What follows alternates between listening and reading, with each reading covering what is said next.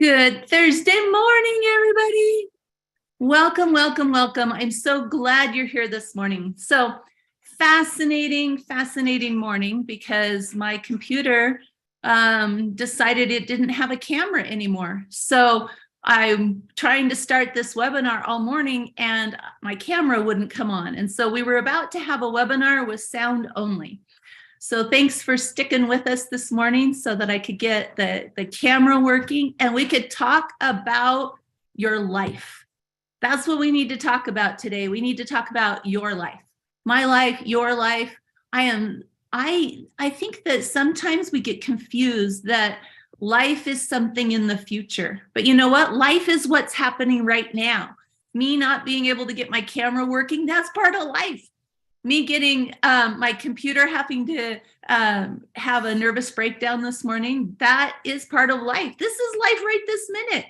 And so when we got up this morning and my son said, "Oh, Mom, look, I told you it was going to snow again." And we look out and all the grass is covered in white again in Utah.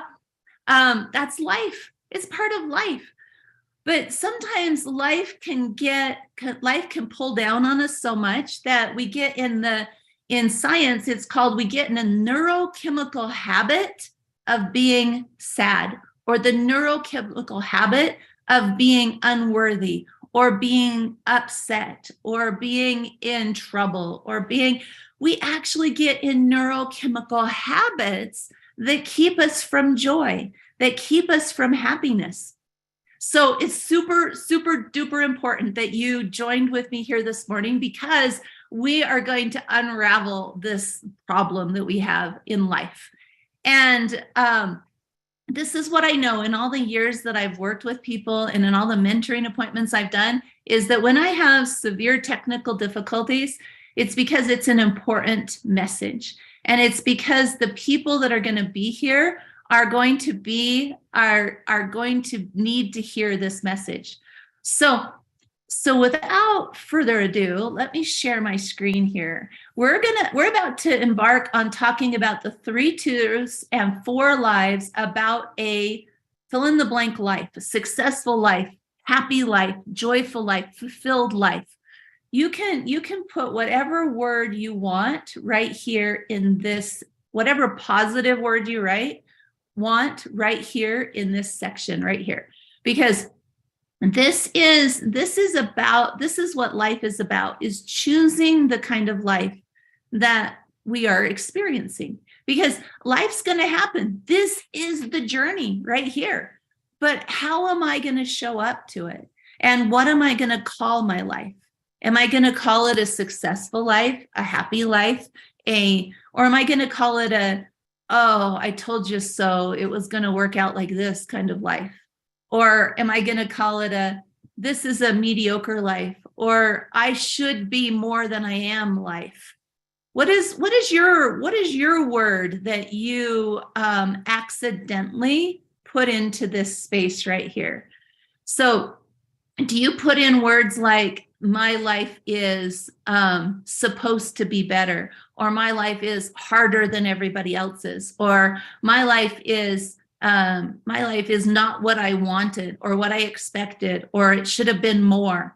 When we have any of this, we're constantly putting an adjective into this sentence, into this bottom sentence, a blank life.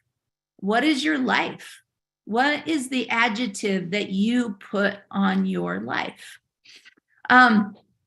Because what happens is we have a we have a tug of war going between the word that we want to have here and the word that we keep putting here. So what I mean by that is, if I want a happy life, so let's put the word happy here. If I want a happy life, but I keep focusing on the fact that I have a subpar life, or I put in here that I have a unhappy life. We'll just get it as simple as that. If I keep putting that word here, that I have an unhappy life, or I have or we might say things like, I will be happy when. I'll be happy when. We put conditions on it. There you go. That's a great word, Cindy. I have a stressful life. I have I had to settle for my life. All of those things are pulling us down. Not as it appears life. I like that, Tim. So we get caught in a loop. In science, they call this a neurochemical loop. It's a neurochemical cycle. It's something that goes around and around and around and around and around.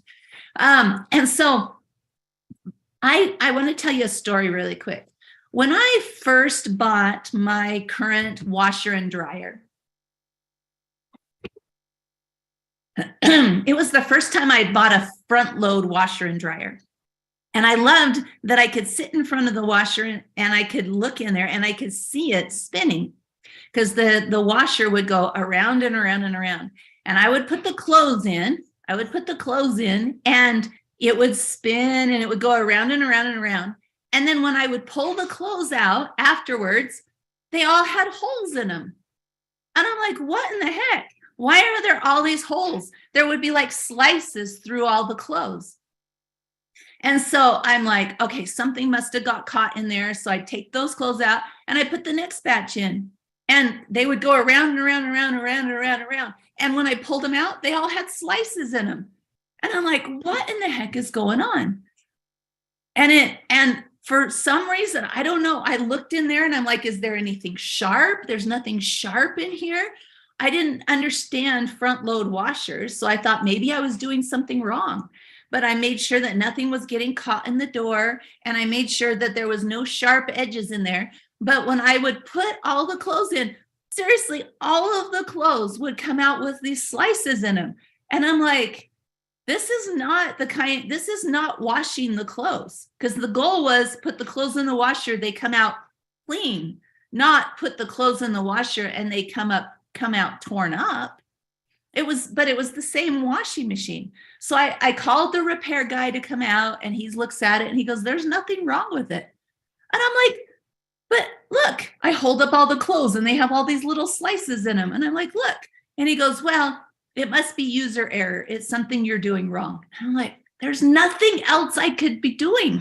I put the clothes in, I put the soap in, I push on, I watch it go spinny, spinny, spinny. And then I pull them out and they're full of slices.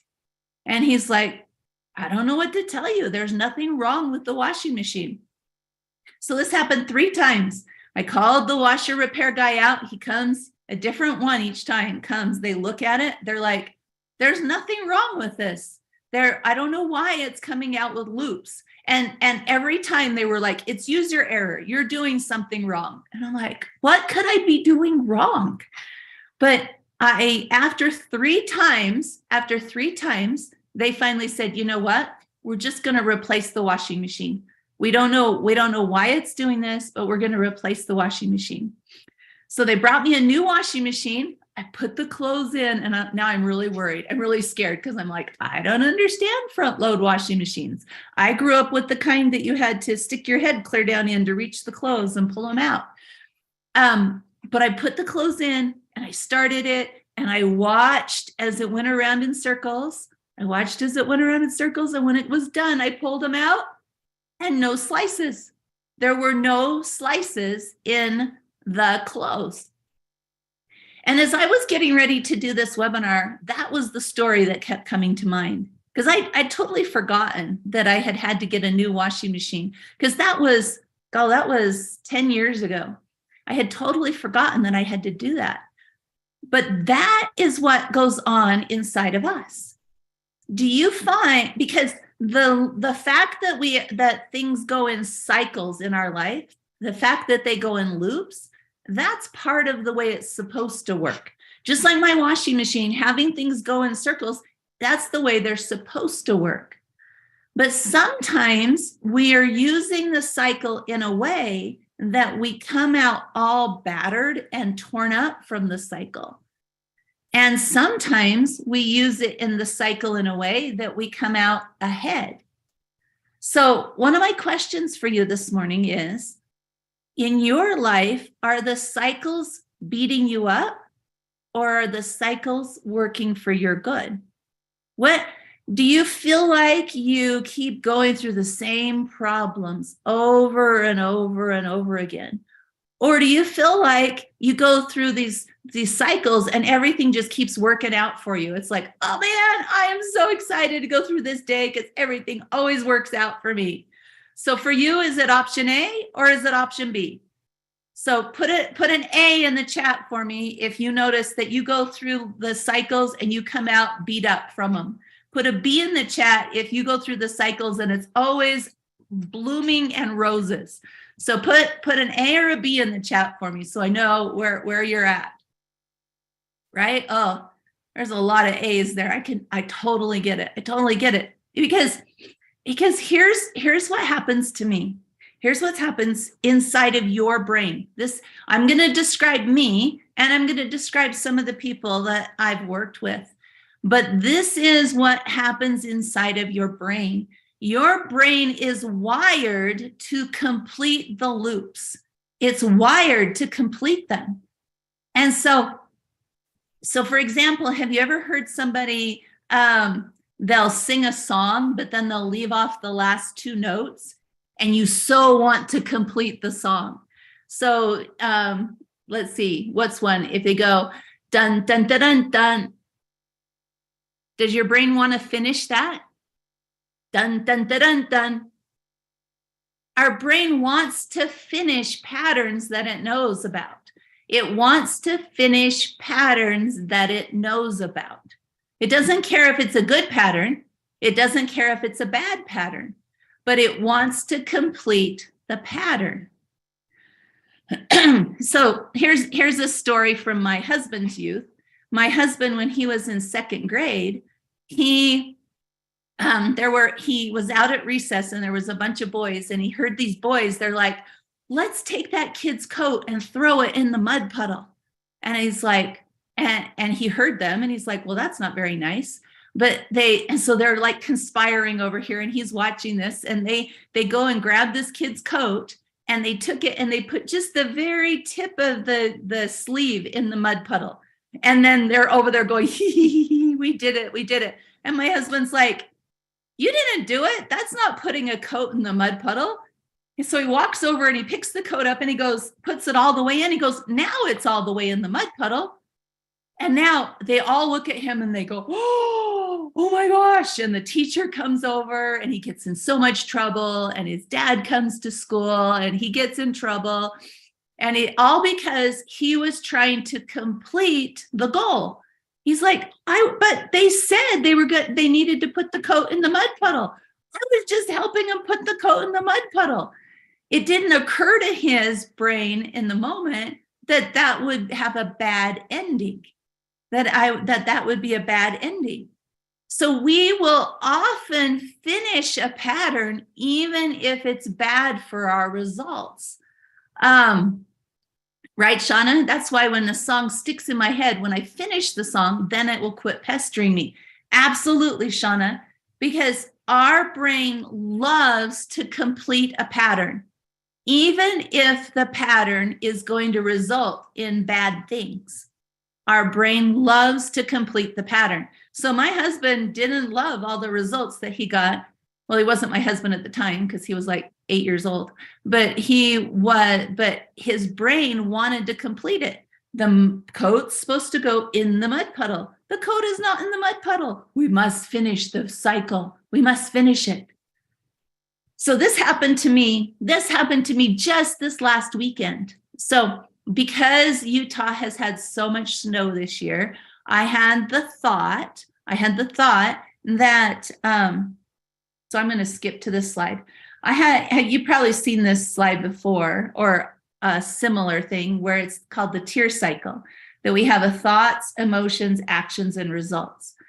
Well, there's actually a whole cycle that happens right here, just between the thoughts and the emotions. This is where I just got through rereading a very science-heavy brain book about how your brain works. And so if you ever want to go through the nitty-gritty, you want to know exactly how every signal works in your brain, I've got a book for you, but it's super heavy science. But in there, it talked about this cycle that's right here, that's just between your thoughts and emotions. And so what happens is you'll have a thought, and that thought sends signals down to your body. And your body has a chemical response to the thought. And that chemical response to our thought sends messages to our cells. So this is a cell, that's why I labeled it here. It sends messages to us, our cells. So let's put it in the cycle here. So our thoughts sends messages to the body, and the body sends messages to our cells. And in our cells, one of the things that's recorded in our cells is memory. And memories have emotions attached to them. So we'll go through the memory, and then I need an E here. So let me get an E and make it white. Okay, that didn't work. Hang on. There we go. There's my letter E for my emotions. Okay, so that now triggers, those cells trigger memories that have emotions attached to them, which now triggers or reinforces the thought. It completes the thought. So I have a thought that happens in my brain. It sends messages to my body, which has a chemical response. And that chemical response sends messages to my cells that triggers memories from the past.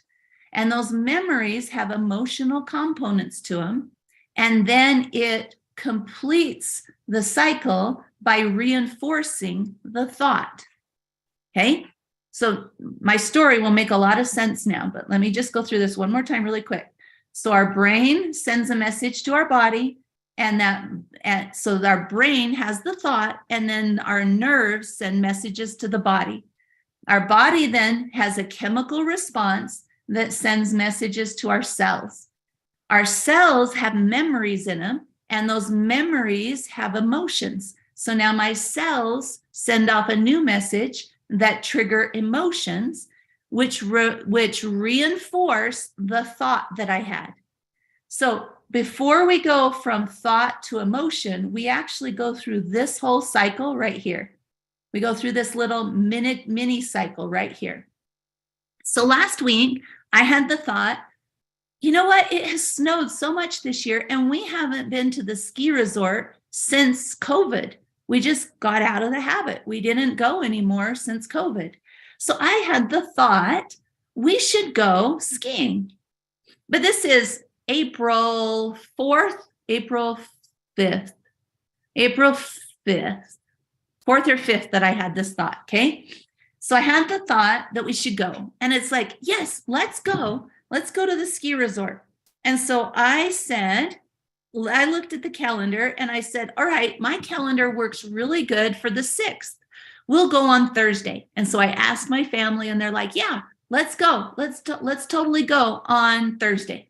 So on Thursday, my son looked at the website for the ski resort, and the ski resort said that it was doing night skiing from 3 to 8 p.m. And I'm like, perfect. Let's go night skiing from 3 to 8 p.m. So at 2 o'clock on Thursday, we're getting ready to go skiing. And I just happened to look at the website again, and it had a new screen on it that said night skiing ends on April 1st. And this is April 6th.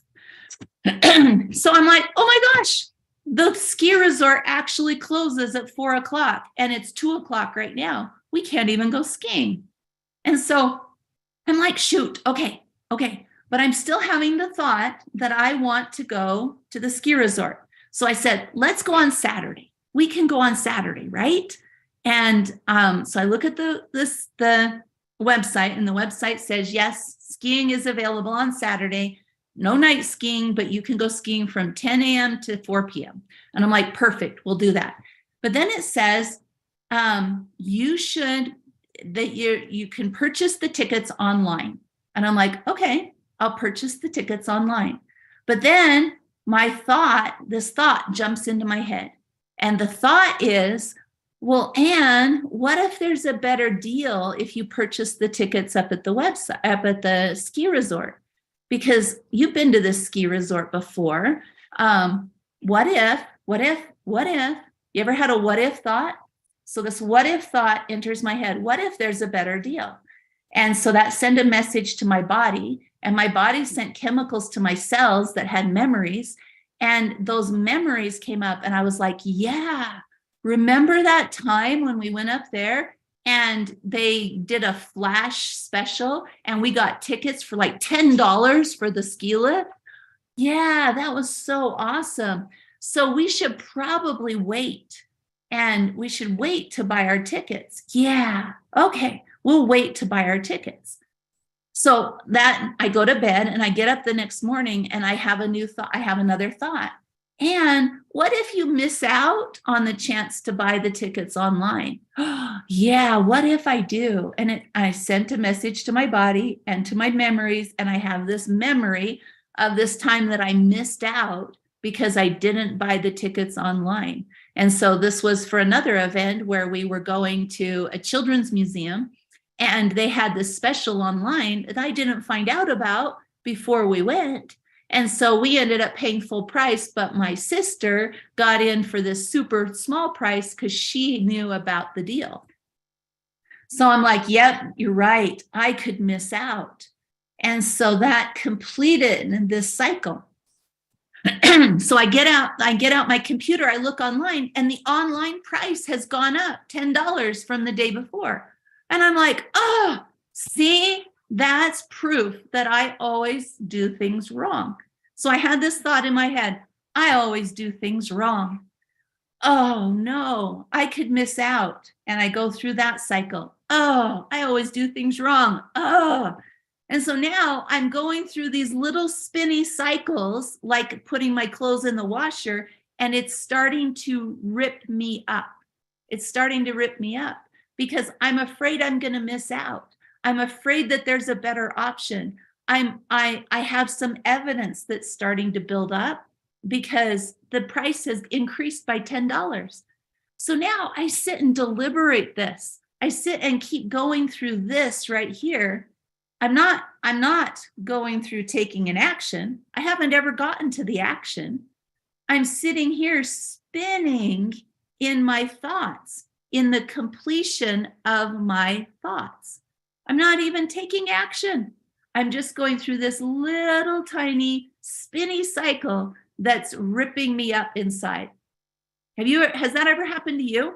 Have you ever gotten caught in a trap of fear of missing out, or fear of a better option, or worrying about what other people think? Or so some of them that I said to myself are things like, I always make the wrong choice. See, I always make the wrong choice. And so I get on, so let me, so tell me in the chat, say, oh yes, Anne, I have totally been caught in this kind of trap before. Because I just want to see, because if you haven't, then we'll skip to the next part. But if you have, if you can relate, oh, I've gone through this so many times, right? Okay. All right. So we're totally talking about the right thing here. So I'm going through this and I can't decide whether or not to buy the tickets. And I spend hours deliberating this. Okay. I spend hours. And so now it's like, it says on the website that if you purchase the tickets the day before, because this is Friday now, if you purchase the tickets the day before, you get a $10 credit to buy food up there. And I'm like, well, my kids always want to have food when they're at the ski resort. and it's always way expensive. So I don't want to miss out on that. But now it's like 11 o'clock at night on Friday, and we want to go skiing on Saturday. And I have just a few minutes to decide whether to buy these tickets. And I've spent all evening in this cycle. I've spent all evening just spinning, because it's like, but I always make the wrong choice. But what if I miss out? What if there's a better deal? And so I finally reach out to my husband and I'm like, what should I do? There's a chance that I'll get a better deal up at the ski resort. So let me ask you, when you get stuck in this kind of spinny cycle, what do you do? What do you do? Do you go with your gut feel? Do you take a survey of other people and ask them what they would do? Do you flip a coin? What do you do? What do you do when you get stuck and you can't get moving? Because this is where stuck happens. Nowhere here in this cycle did I make it to action. Nowhere here did I make it to action. I'm stuck right here. So what do? Do you do that? Do you take a survey? Do you ask everybody else? Do you get on a group chat and say, hey, what would you guys do in this situation? Do you ask somebody else to make the choice for you? Hey, tell me what you would do and I'll do it. Do you wait until there's no longer a choice? Do you procrastinate so long that you can't make the choice? What do you do? Do you go with what feels the most comfortable? Because the problem here that I discovered is, there you go. I start eating chocolate. There you go. Because then I don't have to choose. I try to numb it in other things. I trudge through it. I don't feel like I have anybody that would truly understand. I have to talk to someone else, usually my husband, because he's very logical. I ask myself, what's the worst thing that could happen? And if I can live with that outcome, I move forward. So for me, let me change to a Y there. For me, I'll try all of the above, okay? There you go, pray, gut, go with the gut. The problem is that this cycle does not care about your results. And this cycle does not care if the outcome is what you wanted. This cycle doesn't care. This cycle just wants to complete so that you can feel complete. Just like the little song piece, like the dun, dun, dun, dun, dun. Our brain wants to complete it so that it can feel complete. It doesn't care if it's good or bad. So let me give you an example. So I finally decide, what feels best is if I just go up to the ski resort, I'm willing to take my chances and get a better deal up at the ski resort. The problem is that feels good because it goes with our wiring for gambling. We like to take a gamble. And so, but statistically, gambles don't work out.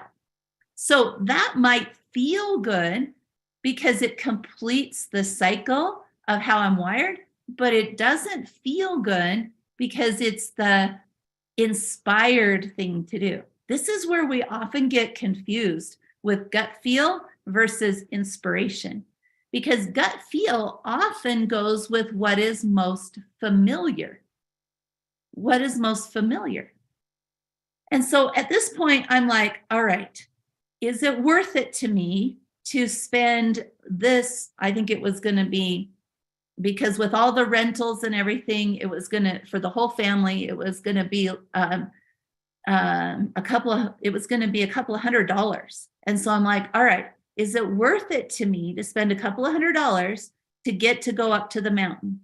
Can I go up to the mountain and enjoy myself? And I'm like, yes, I can do it. So now I've chosen to take a step forward. I'm going to take an action. But that feels uncomfortable because it's different than what I would normally do. And so now I get challenged on it because I left this open. I left this open-ended. So now I put everything in the cart and I go to checkout. And before I can check out my cart, it says you have to click this button that you understand the fine print. So look, here's the fine print. And I had to scroll through this. So I took a few screenshots. So it said, I had in my cart online tickets and rentals. I didn't have any lessons, but I had tickets and rentals because not everybody in my family has equipment we could take up with us. So you have to agree by checking the little box up here that this online tickets do not always guarantee the lowest price.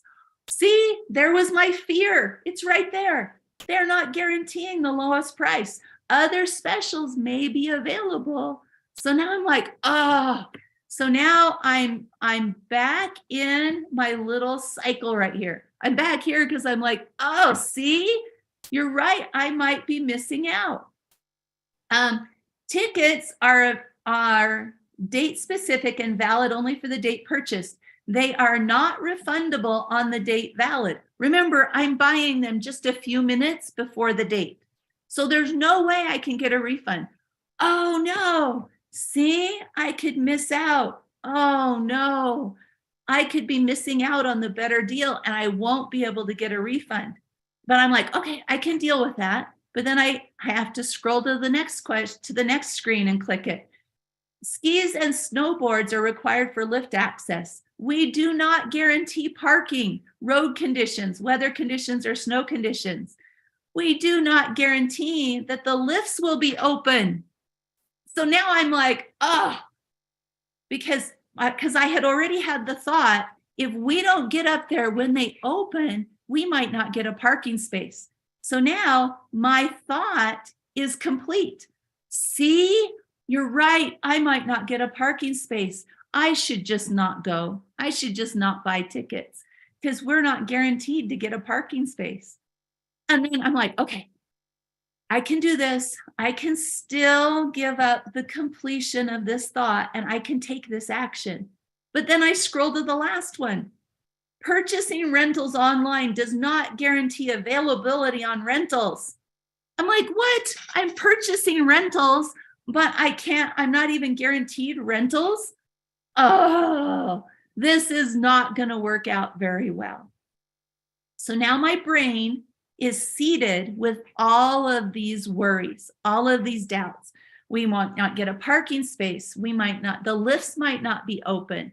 The snow conditions will probably be great, so I'm not worried about that one, but we might not get our rentals. We might not get our rentals and we can't get a refund and there might be a better deal. And I'm like, oh, I'm just going to buy the tickets because I want to go skiing. So I break out of this pattern, I break through the emotion and I purchase the tickets. Yay! And I did it. I purchased the tickets. And I go to bed. And guess what I dream about all night long? All night long, I dream about we can't get a parking space. There's no rentals, that the lifts aren't open, that we can't get a parking space, that we can't get a parking space. That one over and over, we can't get a parking space. And I dream about this all night long. So finally, I wake up the next morning and I'm like, I'm still going to be in charge of my emotions. I can do this. Because usually what this causes in me is all of this worry. Because did you know that anxiety is the most common problem experienced by adults worldwide? Worldwide. And this is where anxiety comes from, is this cycle that our brain wants to complete. So I wake up, right, Shauna? I wake up emotionally exhausted. And usually what will happen is when we wake up exhausted, I'm gonna go out of order here a little bit. When I wake up exhausted, what will happen is I need a relief of the pressure that has built up inside of me. Because this right here, completing this cycle, actually can emotionally fill us up so much that we need a relief. But the way that we will get the relief is by doing one of these things. We need to poke outside of ourselves. We either need to complain or blame or negative self-talk or critical other people talk or nitpickiness or cluttered. These actually act like an emotional pressure relief valve because of the buildup. And I'll come back and explain all of this in a few minutes. But because of that buildup of pressure that's coming from this cycle, my old pattern would have been to get grumpy when people weren't getting out of the house fast enough. Because remember, one of my worries is we won't get a parking space. And so I told everybody we got to leave by 9 o'clock in the morning because I wanted to be there before they opened so that we could get a parking space. And of course, at 8:40, people were still just getting out of bed. It's a Saturday, right? And I'm like, the old me wanted to complain and poke and be critical and nitpicky. Have you ever done that? Have you ever poked at people because their behavior? And sometimes we just poke at them inside of our head. Sometimes we just do that. So if you've ever done that, click the raise the hand button for me so I can see if you've ever done that. Just click the raise the hand button. Oh, you've never done that? Okay, about a quarter of you is all that's ever done it. Well, if you've never done that, then good job on you. But what will usually happen is that we'll complain, even if it's only inside of our own head, or we'll make blame or excuses. Like, see, the ski resort shouldn't act like that. Robin, you're describing my morning. I love it. Or we'll beat ourselves up and we'll say, oh, I should just be more patient. I should be more patient with these people, or I should be more kind. Or we'll find ourselves really cluttered. We'll start leaving stuff all over the place because we don't have enough brain space to be able to put things where they go. So we'll stay in this cycle because we don't have the brain space to take the new action. And so for me, I had this opportunity because people weren't getting ready very quickly. And I'm like, no, I'm going to stay calm. I'm going to stay calm. So now we finally get in the car. We're leaving. It's 9:45. We leave 45 minutes late. And I'm still going to be calm. And we start to drive up to the canyon. And we get to the canyon. And guess what? The canyon is closed. It says canyon is closed. It didn't say that at their website, but it says that, and we can't drive up the road.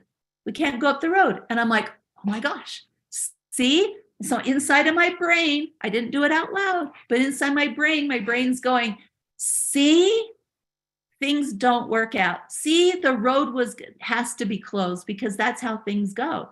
And so my brain sent a message to my body, which triggered all the memories. And I was remembering all the times that things didn't work out for me. And now I have the emotions attached to it. And now the road completes the cycle for me because I kept leaving it open at the emotion place. Nope, I'm not going to respond to those negative thoughts. I'm going to believe that this can be positive. And we get to the road, and the road is closed because of an avalanche. So these pictures got posted a couple of days later. An avalanche had completely closed the canyon. And so this is why we couldn't get through up to Ogden Valley, because this was like, I saw a guy standing here and he came up to about here. So this was about 15 feet of snow was why we couldn't go through. And I'm like, and so now my brain says, see, and it completes the cycle. I was afraid that things couldn't work out. And now we arrive at the road closed and my brain goes, see, it couldn't, we're not going to be able to make it. now now I go through a real spin cycle. Like the washing machine goes through a big fast spin cycle. I'm going through a spin cycle now. See, we're never going to get a parking space. Now we're going to have to find another way around. And my family's debating where the other way around was. And I'm like, okay, I can get out of this. And so I'm in the spinning cycle, and my brain actually gets a relief when it can say, see, I knew I was right. See, I knew I was right. And so we go up the canyon the other direction. We're driving up a different canyon. And as we're going up the road, I'm still trying to break this cycle. And I keep getting to the emotion part. And I'm interrupting the emotion, and I'm not going to complete it. And we're driving up the canyon, and the traffic stops. It just stops, and it is stopped for as far as we can see. And I'm like, oh, see, we're just never going to get out there. And this time I said it out loud. See, we're never going to get a parking space, because my brain loved to complete the cycle. It loved the completion.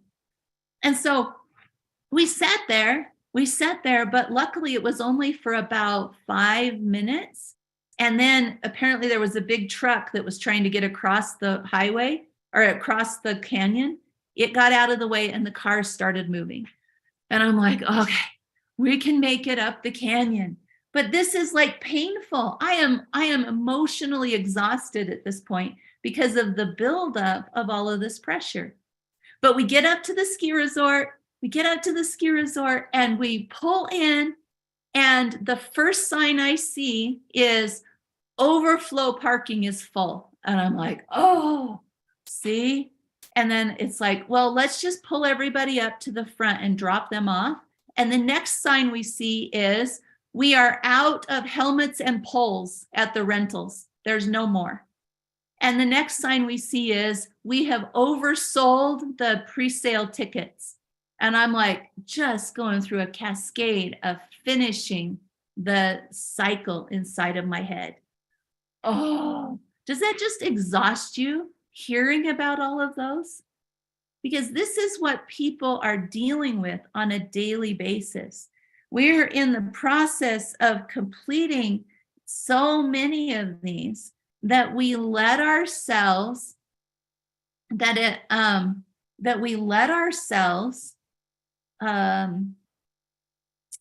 be disappointed, because it's easier than trying to interrupt the cycle.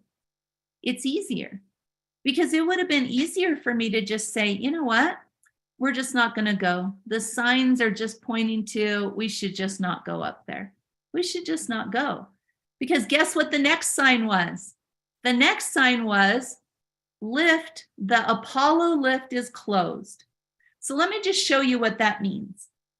So this lift right here was open, this little lift right here. But this one is the Apollo lift, this one right here. So this lift is open, this lift is closed, and this lift is open. So that means that if we don't want to just stay on the little lift all day, we now have to go to the top of this lift and hike all the way over. Hike, carrying your snowboard or your skis. We have to hike across this snow trail all the way past this lift, all the way. This is uphill, all the way over to here, all the way over to here, and then take this down right here to this ski lift.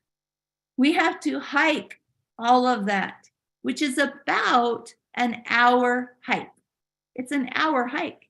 So the ski lift is closed. Another fear is coming true. Oh my goodness, what are we going to do? We should give up, throw our hands up in the air, or we should get mad, or we should go to customer service and say, well, you should give us a refund. But the ticket window has a big sign on it that says no refunds. At this point, my brain is just having a heyday. See, things can't work out. It just doesn't work out. There's always a better option, and I never get the best option. And And my brain or my body is sending tons of flooded chemicals to my cells that are pouring out memories that are saying, yeah, remember when you were 4 years old and you missed out on this? Remember when you were 8 years old and you missed on this? And I am just, my brain is like going, woohoo, woohoo. We're completing the cycles. We're completing the cycles. And it's like, but I didn't get to take any action. I didn't get to take any action. So, have you ever been in a loop like that? Have you ever been in the spin cycle of life? Raise your hand for me. Use the raise the hand button if you've ever been in the spin cycle of life. Oh my gosh. So, I want to show you exactly why your brain wants to do this. And then I'll tell you the rest of the story, because holy cow, was it a great day. It really was a great day. So here's me with my son. Here's me with my husband and our snowboards. Gorgeous, gorgeous day. This was before we got very sunburned. We did put sunscreen on, but this was before we got sunburned. But you need to understand why your brain will put you in what I'm calling the prison loop. It causes you, it gets you in a place of where you're in the spin cycle of life. And the reason is because what happens is we build up evidence. And the evidence that we build up causes us to have certain beliefs. And there are beliefs that are in our head and beliefs that are in our heart. And these beliefs very often cause us to have negative definitions of 7 key identity factors. We let negative evidence in our life decide what we believe about ourselves in 7 key areas. And these 7 key beliefs want to be reinforced, even though they're negative. Your subconscious, where this is happening, this cycle does not care about your identity. It just cares that it can reinforce whatever identity you have chosen. And so when I have negative beliefs about me or negative beliefs in my head or my heart about me in one of these areas, then I will look for more evidence that they are valid. Not that they are true, but that they are repeatable, that they are valid. And this causes us to end up in what I call comfort prison. Because comfort prison is a place that feels easier, familiar. I have plenty of evidence. And so because it's known, it feels safer, even though it's negative. It's totally the old me, the way I would have handled this experience from Saturday is I would have been angry. I would have been crying. I would have been poking blame. I would have been upset at customer service. I would have been justifying my upsetness because of all the negative going on around me. Because I would have been afraid that it was defining me. I would have been afraid that it was proving my lack of value. It was proving my lack of belonging or unworthiness or my belief that things don't work out for me. Because that's the way I lived my life 10 years ago. I lived my life in the belief that things do not work out. And so just like I was driving up to the ski resort my brain was looking for the completions of my old programs. Okay? My brain was looking for completion of that. So Tori says, will you give us the name of the book? So the book is called Evolve Your Brain by a doctor. And you can read it, but it is super science. So it's going to go through and tell you the name of every neural pathway and every cell what do you call those? Every cell lock that it has, it's going to spend hours and hours and hours describing every little tiny piece. So you're totally welcome to read it.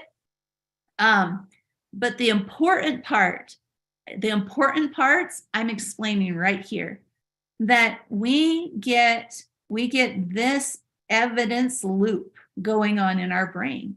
Okay. And so this completion feels good to our brain, even though it's not good for our results, And so what we want to be able to do is look at the lies that our brain is living for us. Okay. The lies that our brain is living for us are very fascinating. And so, oh, shoot. Okay, hang on. I have to stop sharing for a second so I can fix my next slide, because the next slide, there we go. Okay, so now we'll go back to sharing. There we go. So here's the 4. So we're going to do the lies first and then the truths. So 4 lies that I see in lots of people that I work with. I have to be perfect before I can progress. Has anybody ever been duped by this lie? Raise your hand for me if you've ever been duped by this lie. That's a good one. The spelling loop my brain is saying as I take notes. I love it. That's awesome, Marie. Okay, so raise your hand. Where's my raise the hands? There they are. Raise your hand if you've ever been duped by this one. I have to be perfect before I can progress. Oh, this is so true. Because, all right, so I have somebody that I personally mentor. And this person came to me and she told me, she said, Ann, I'm stuck. She said, and I could hear it in her voice. Okay. I could hear it in her voice because this person that I work with, I know exactly what her voice sounds like when she's caught in a lie. I can hear it. And I love to listen for it because I also know exactly what her voice sounds like when she exits the lie. And so I helped her to see the lie. And then I listened for her change in voice tone to see that her brain exited the lie. Because our body language and our voice tone, our body and our voice tones match our thoughts. They will follow our thoughts. Your body always follows your thoughts. It always does. And so you know how your eyes are drawn to motion. That if you see motion out of the corner of your eye, you'll quickly look to it. You guys know what I'm talking about? Did you know that your attention is drawn to fears? Your attention will be trapped, will be grabbed by the fears that you have. And so these lies become fears in our life. So I have to be perfect before I can progress. And so I'm talking to her and she's like, I need to do all of these things, but I can't do them. I can't get them done. And I ask her, well, why can't you get them done? And she comes up with a whole bunch of excuses of why she can't get them done. Because remember, excuses are one of the ways that we get a pressure relief from the pressure building up inside of us. And I showed her, I said, hey, your excuses, because as I listened to her excuses, they were pointing to, I need to be perfect. And so I told her, I said, look, perfect isn't necessary for progress. And she's like, wait a second, why did you say that? And I'm like, because your excuses that you're telling me all line up with that you need to be perfect before you can take progress. And she said, and by the end of this appointment, she's like, oh my gosh, I can totally get things done now. I can go get everything done on my list. I didn't know that I had this going on. So I have to be perfect before I can progress was her spinny loop. She was her brain was saying, I have to be perfect. Her body got the message from the nerves. The nerves sent the chemicals to the cells. The cells said, look, here's all the places that when you weren't perfect, it got you in trouble. And so that brought up the emotions. And then something would happen and she would say, oh, yep, I can't take action here. So the cycle can complete inside of our brain, especially a negative one, without, listen carefully to this, without us being aware of what the initial thought lie was. So let me say that one more time. This completion cycle can happen without us being consciously aware of what the initial lie was. Right? So these lies are loops inside of our subconscious that love to be completed. They love to have evidence. And when they do, then I stay in the comfort prison. It's comfortable. It feels good to complete the cycle. It feels good. And so if I don't catch the lie, I will live out the cycle. Okay?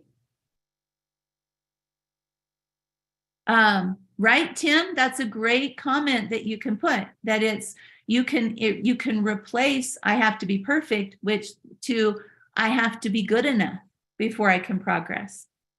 Okay, so how about number 2? If I step into my strengths fully, I will become prideful. So this one came from somebody that I'm personally mentoring, and she told me that at work she has a very important leadership role, but she noticed that she was backing off, and because she was afraid that if she gave ideas, that other people will view her as too full of herself or prideful, or that if she really gave her ideas, that other people would be hurt. Have you ever, if you've raised your hand for me, if you've ever experienced this, where I can't be all of me because other people will be hurt if I'm all of me, or I can't, if I fully step into expressing what I know, then it will offend somebody else. Have you ever felt like that? This is another very insidious lie that can keep us trapped. Because the reality is there's always plenty of negative evidence that we can find to support our negative beliefs. Did you know that? There's always plenty of evidence to find to support our negative beliefs. So how about this one? Self-care is selfish. Yes, Misty, similar to people pleasing. If I am me, then other people will feel bad. So I'm going to change me to please others. Yeah, right, Shauna? Or others will judge me negatively, I can say that word, negatively, if I start to move ahead.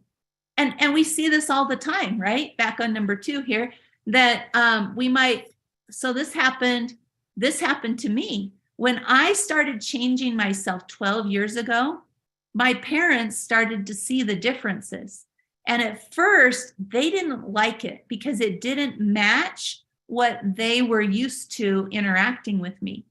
So this one right here, if I step into my strengths fully, I will become prideful. Or I could add to that, or others won't like me. So this happened to me. I started stepping into this new version of myself, and my parents could feel the difference. And so one time they took the chance to sit me down and they say, Anne, it's okay if you want to be successful in this new area, but just don't get more successful than your brother. That's what they told me. They're like, don't get more successful than your brother. And I'm like, what? What are you talking about? And they're like, well, We're afraid that you'll leave your brother behind, and you can't do that. You got to make sure that you take care of your brother. Because I'm the oldest in my family, right? And so, but oldest of 5 kids that were born in 7 years. So there's only a 7-year difference between me and my youngest brother. But my parents were like, Anne, we see you getting kind of strong. You should probably tone it back because we don't want you to outshine your brother. Anybody relate to that one? Maybe I'm the only one on that one. But if you've ever experienced that somebody else was afraid of you being too strong, raise your hand for me. Right? Oh, we can get stuck in the silliest lies. So now let's look at self-care is selfish. Did you know if you research keywords or things that you can there's actually places that you can search what people search. So the searches that people put into like Google or TikTok or any of these kinds of places, you can actually research what is asked most often. And one of the things that is asked very often is self-care narcissistic? That's one of that's a very common search request. A lot of people get stuck in the idea that to take care of themselves is selfish. And they get it reinforced from people outside of them. So this is another lie of a happy life, is that self-care is selfish. Because if I don't take care of me, if I don't take care of me, because then everybody else suffers. This is one of the things I had to realize when I first stepped into being a coach and a mentor. Because those of you that don't know, my past life, I'm an engineer. I am a problem solver. And so that's why I love taking the technical brain book and simplifying it out to actionable steps. Because so often people who are super scientific, they don't know how to simplify it into usable information. And we want to be able to take the simplified information and take action. Because this is what gets us a new result, is a new action. New results get new actions get new results, right? But this is where we get trapped. We get trapped right up here. So my parents were trying to help me out. And they're like, don't leave your brother behind. But that was reinforcing the lie in my head that if I step into my strengths, others won't like me. And if I'm taking care of me, that is selfish. But what I realized is that when I was stepping into being a mentor and trainer, it was taking me away from my family more than I wanted it to. But it was at the same time making me a better person. So I realized that I was deciding what mattered more to me. Did it matter more to me to be a quantity mom or a quality mom? Because as a quantity mom, just being home and putting myself last didn't make me a very quality mom. It didn't make me a very quality wife. It didn't make me a very quality human being. If you put yourself last, you become lower quality. You become lower quality.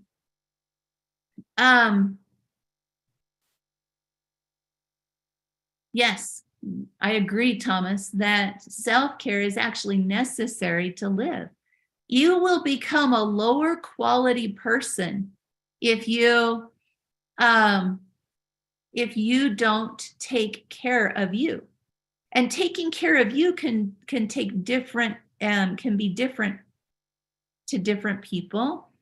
But taking care of us means that we have to take care of our brain and our thoughts. It means we have to take care of our physical body. It doesn't mean that we drop everybody else. It actually means that if I take care of me, then I will actually drag everybody up with me. It's the old, got to put your oxygen mask on first. We hear that, but we don't do it. We don't do it.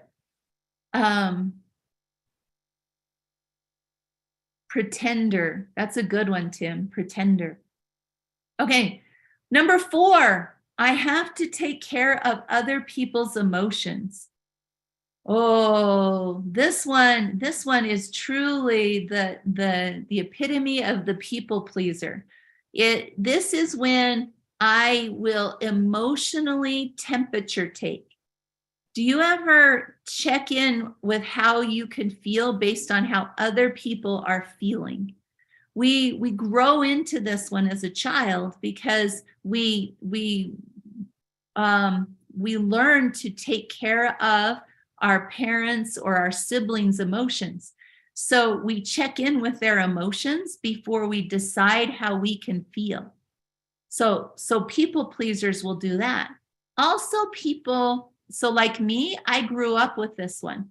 My parents taught me that if other people are upset, it's my job to change me until they are happy again. It's my job to change me until I'm happy again. But the reality is, my job is not to change other people. My job is to work on me. So this goes back to number 3. If I'm not taking care of me and managing my thoughts and managing my spinning cycles, then I will focus outward. And let's put it and if I'm focused outward and trying to take care of other people's emotions, I'm never going to advance me because I'm too busy trying to prop other people up. I become a lifeboat instead of a lighthouse. My job is to shine my light brighter so that other people can take care of themselves. Not because as a lifeboat, I can't carry very many people. I can't. But as a lighthouse, I can shine hope to lots and lots of people. Yeah, right, Misty? Emotional temperature taking is what we do. I had one of my children I've been trying to help him with this. At my house, I have to mentor kind of under the table because your kids don't always want to listen to their own parents, especially if they can remember what you were like when you were the old version of you. But every time he would come home, the first thing he would do is he would ask everybody, how are you doing? How are you? How are you? And so this is a junior high kid coming home and asking everybody how they are. That's like, wait a second, that's not how it's supposed to work. You're supposed to ask them how their day was. But he would come home and the first thing he would ask is, how are you doing? And so I watched, and sure enough, he would decide how he was going to feel based on how other people were feeling. And so we want to be careful that we're not emotional temperature taking, that instead we are working on our own emotions. Now, this one stuff is really close to home with a gentleman that I'm personally working with. And he realized that he was taking care of other people's emotions so much that he didn't even know what his own emotions felt like.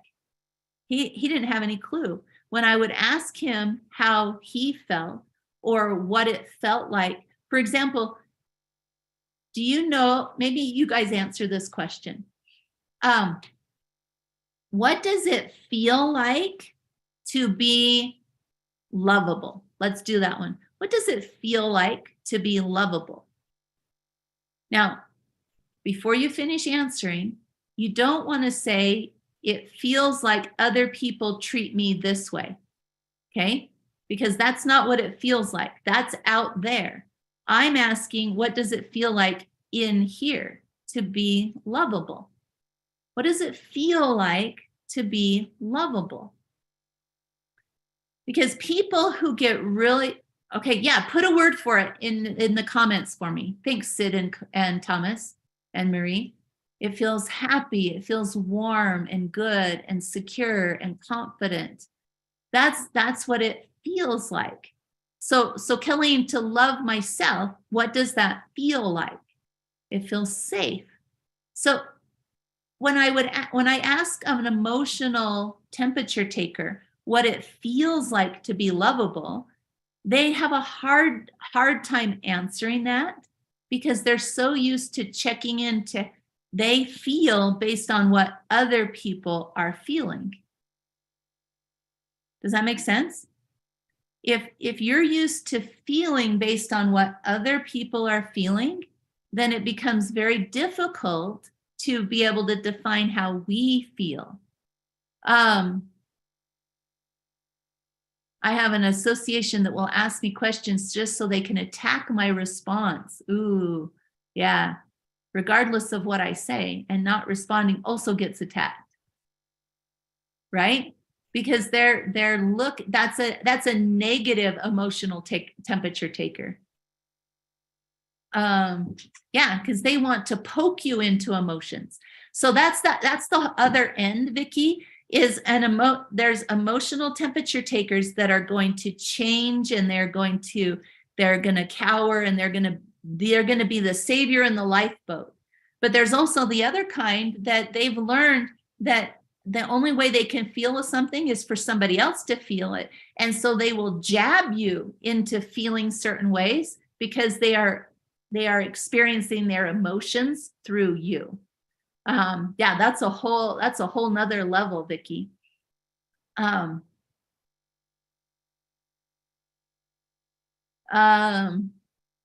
Yes, uplifting others. So great comments. I love all the conversation in here. But I want to show you guys that the 4 lies, you need to get clear on what the top 4 lies are that you are living. You got to get clear on what the top 4 lies are that you are living. Because when I helped this gentleman understand that he needs to get clear on his own emotions, it expanded a whole new level of hope inside of him. Because for him, he had never considered the idea that he could feel his own emotions. That just didn't occur to him because he was so used to other people's emotions. And so now he's in a place where he's like, oh my gosh, I am no longer blind to my own emotions. I can feel my own emotions.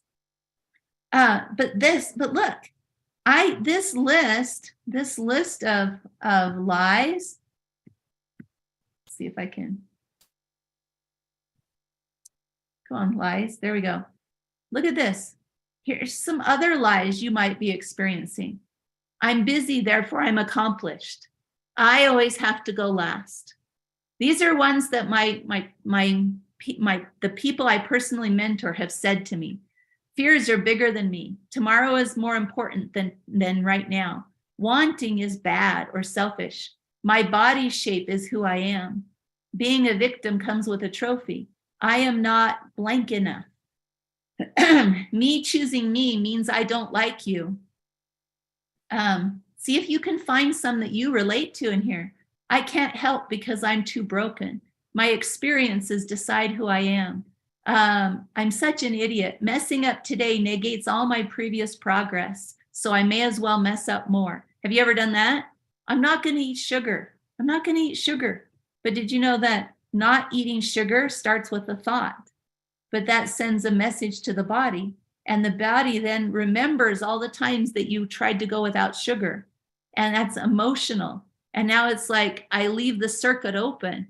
And it's like, I'm not going to eat chocolate. I'm not going to eat chocolate.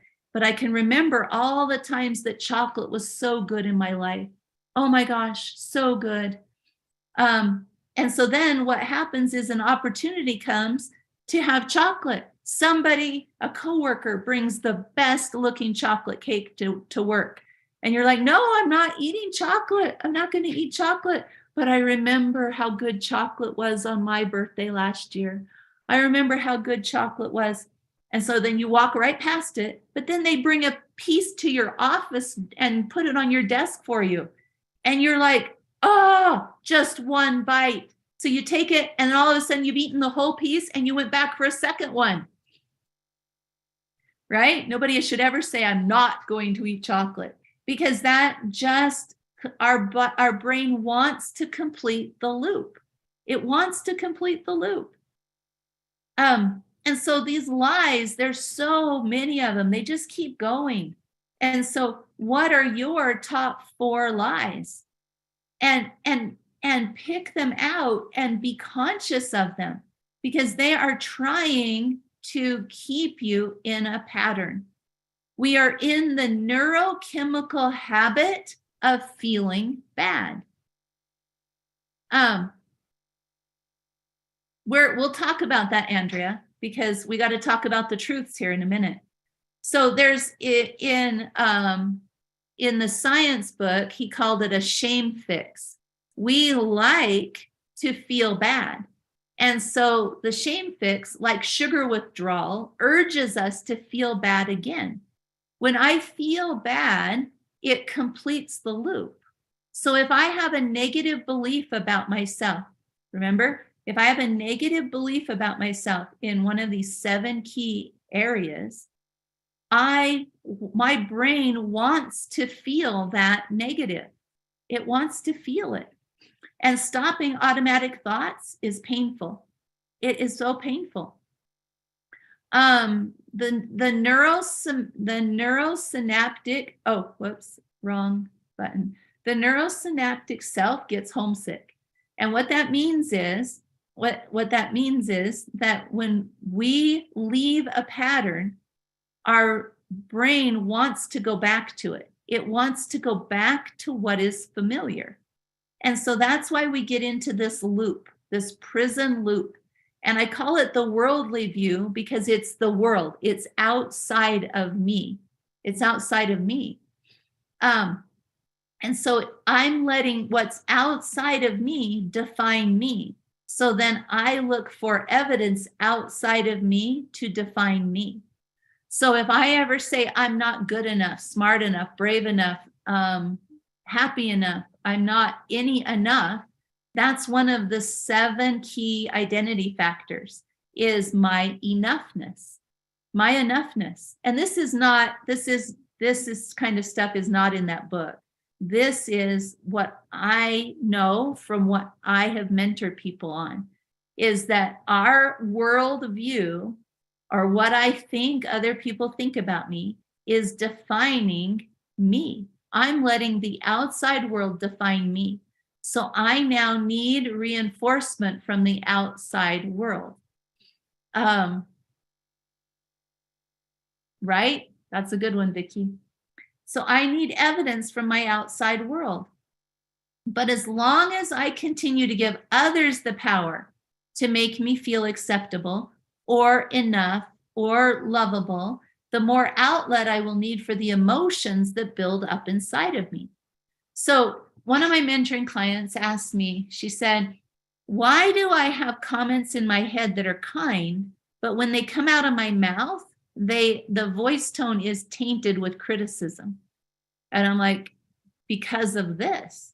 Because as long as we're living in this cycle, I need to have some criticism or complaining or comparison or these kinds of things to relieve the emotional pressure that has built up inside of me. Right, Bryce? Since we survived it once, it must be good. Our brain default wants us to survive, not thrive. Yep, Bryce, so well said, because that's exactly what's going on in our life, is our brain wants us to survive. Our subconscious wants us to survive. But the reality is, we have another part of our brain. And the other part of our brain, so our subconscious wants us to stay. Sorry, I had to fix another slide.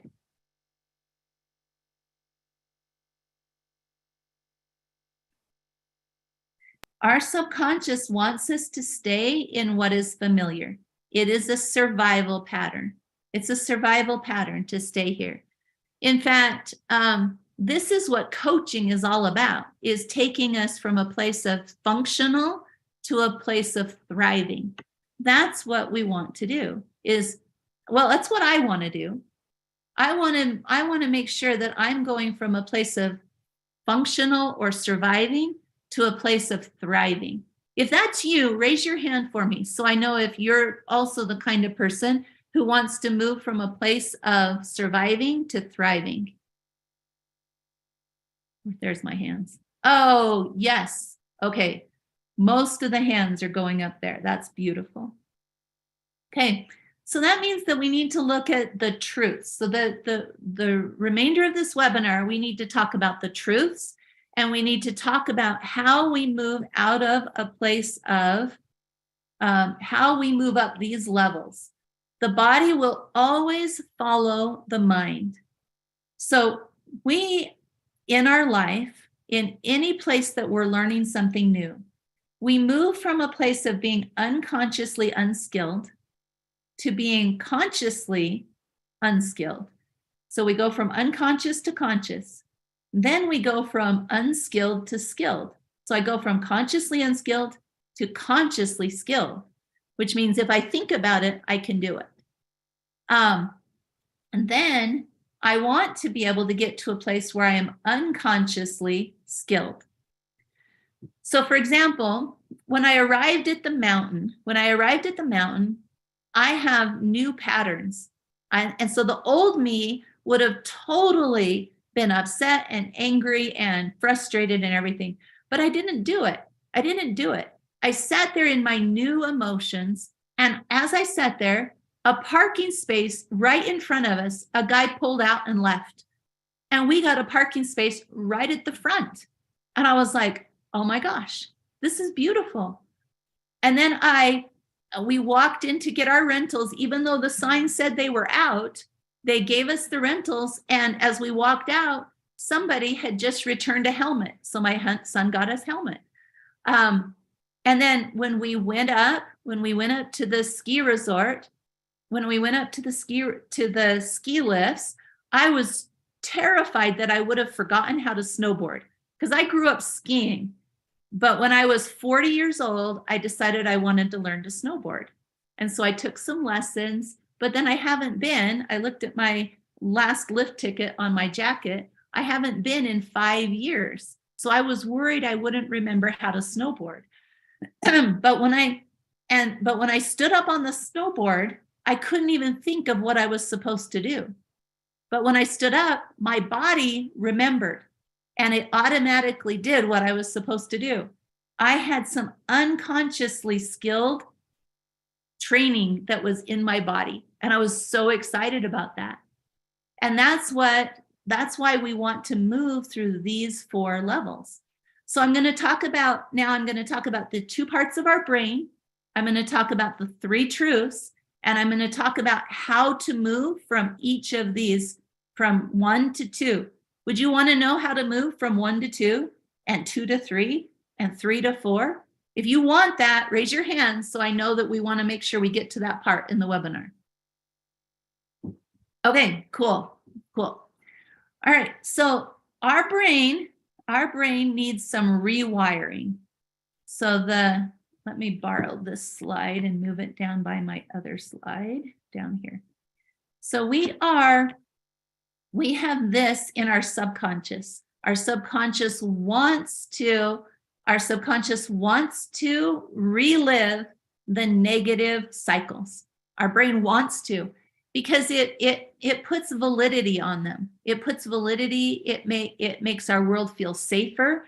It is the comfort prison. So let's go borrow the comfort prison slide as well and bring that down here. Okay. So who would like to get out of their comfort prison? Tell me, I do, in the chat. Because if you like your comfort prison and you want to stay there, then you need to get off the webinar now, because I'm going to talk about how to rewire. So if you want to, awesome. Okay, cool. Love it. So let's get out of our comfort prison. We need some rewiring. So you need to know, first of all, that this is your conscious mind. And the animal kingdom, this is your subconscious mind.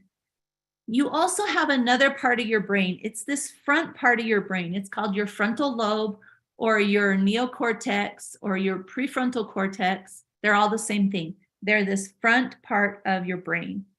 And this front part of your brain sets you apart from the animal kingdom, because in a cat, this frontal part of your brain in a cat is only 3.5% of their brain. In a primate, it's 11% of their brain. But in a human, it's up to 40% of your brain is this frontal part of your brain. It's what you are here to exercise, is the frontal part of your brain. The cerebellum and the subconscious, that portion of your brain keeps you alive. It keeps you surviving. The prefrontal cortex is here for the thriving, but you have to know how to engage it.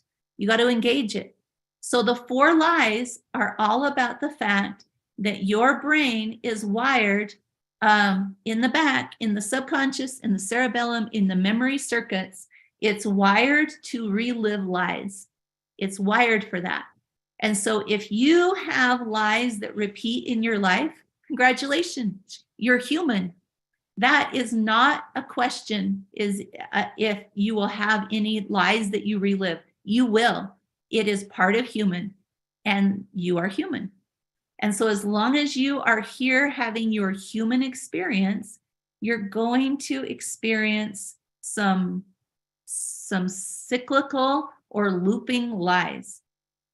But the front part of our brain, is here to be practiced so that we can break out of those patterns. So we need a rewiring process. And the rewiring starts from a spiritual or an internal view. We need to recognize that we are a spiritual being having a physical experience. So in other words, what I mean by that is that, remember I called this one the worldly view? This is letting the outside world define me. It's letting it define me in my identity. I'm letting negative evidence decide my value. And this happened as you were growing up, because the prefrontal cortex is the last part of your brain to develop. It's still developing into your 20s. And so as a child, a lot of your identity was placed directly in your subconscious through negative programming. Okay, let me just repeat that one more time. In your growing up, because your prefrontal cortex is still developing clear up until age 26, as a child, when your front part of your brain wasn't fully online yet, a lot of your identity was placed directly into your subconscious through negative experiences. And so that means we have negative definitions about ourselves. I'm not good enough. I'm not lovable. I'm not worthy or deserving of love. I'm not worthy and deserving of success. I'm not valuable. I'm not deciding who I am and what I stand for. All of these things are things that the world has gotten to define about us. But what we need to do is to be able to take over with our prefrontal cortex. If you are on this webinar and you are an adult, you have the capability in the front of your brain to do this rewiring. And so what that means is I need to take over my definitions instead of letting the world define the factors of me. So for example, my lovability. The world doesn't get to decide what my lovability is, or my worthy or deservingness, or my enoughness. Because everybody has an enoughness that they're afraid is true, a not enoughness that they're afraid is true. So I am blank enough is something we need to define. But we all have I am, let me make this bigger. We all have an I am not blank enough that we're afraid is true. So what's yours? Put it in the chat for me. What is your I am not blank enough that you're afraid is true? Pick that word for me and put it in the chat just so that we can help each other out. Because for me, I'll just tell you some of mine. Mine have been, I'm not smart enough. I'm not brave enough. Oh, those are good ones. I'm not able, worthy, fit, disciplined, capable. We all have a not enough we're afraid is true. Not smart enough, not skinny enough. Good. Pick yours. Everyone should put one down. Not lovable enough. Not kind enough. Not good enough. Okay. So whatever yours is, recognize that because you have it, your subconscious wants to keep you in prison by showing you evidence that that is true. Your brain wants to show you evidence that that is true because it maintains the spin cycle. It maintains the spin cycle. So to rewire, I'm not able to manage my time well enough. There you go. I'm not organized enough. I'm not capable enough. So to change this, we need to choose, because where does choices happen? Can choices happen in your subconscious? Or do choices happen in your frontal lobe, in your prefrontal cortex? Where do they happen? Choices can only happen in your conscious mind. No choices happen in the subconscious. Choices only happen in the conscious. So I need to activate my frontal lobe. I need to be using my frontal lobe more than I am using my subconscious when it comes to my identity. Belief is focusing on what I do want, not what I don't. But when I am afraid, so remember what I said, just like your eyes are drawn to movement, your attention is drawn to fears. And so if I am paying attention to my not enoughness, I'm creating more not enoughness, because my brain loves to show me negative evidence that my negative belief is true. Did I get that through to you enough yet? Your brain loves to show you negative evidence that your negative identity is true. And by true, it means valid. It means that there's proof. It doesn't mean that it's actual truth. It just means that there's evidence for it, because that's safer, easier, more familiar, and there's more evidence. So comfort prison, if you want to stay in comfort prison, keep believing the lies. That's the ground, that's the foundational here, is that if you want to stay in comfort prison, keep believing the lies. Keep doing it. It's totally within your power. But if you want to rewire, then pick your enoughness that you want to believe, that you choose to believe. And I don't care if you've got tons of negative evidence that the not is the one that's true. I don't care. You've got to pick a new order of looking for your evidence. Evidence doesn't come first. Evidence doesn't come first. Evidence comes second when you are rewiring. So I choose my new belief. I choose my new belief. I am, what is your belief you choose? Now put it in here, put it in the chat for me. I am what enough? What are you?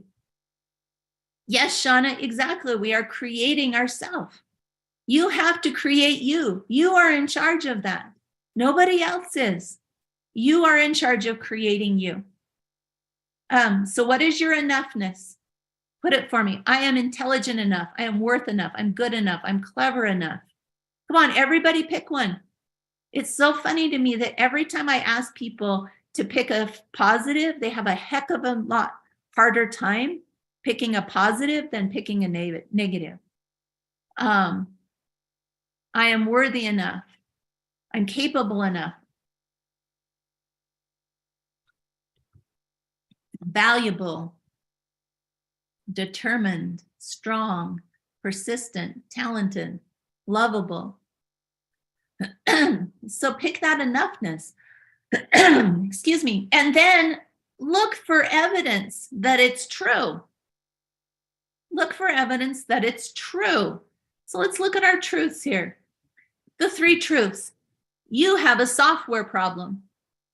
Your software that's running in your brain is tricking you into staying in comfort prison. It's tricking you to stay there because you don't focus on what you want to believe. You focus on what you think you have to believe. Type that in the chat for me, somebody. You don't focus on what you want to believe. You focus on what you think you have to believe. And that is a lie. The truth is you have a software problem and you have the ability to rewrite the software. You can rewrite it. The way you rewrite it is the same as this right here. This is how you rewrite your software. You don't focus on what you want to believe. You focus on what you feel you have to believe. That's the problem. So the truth is you have a software problem and you can solve it. The second truth, there is bad in your life. Did you know that? If you have no bad in your life, raise your hand for me. Everybody has bad in their life. The question is not if you have bad in your life. The question is, how will you show up to it? The question is, how will you show up to it? You have bad, but how you show up decides the focus of your brain. So the software problem, your body will always follow your mind. And so if you have a negative result in your life, then you have a software problem and you need to change your mind.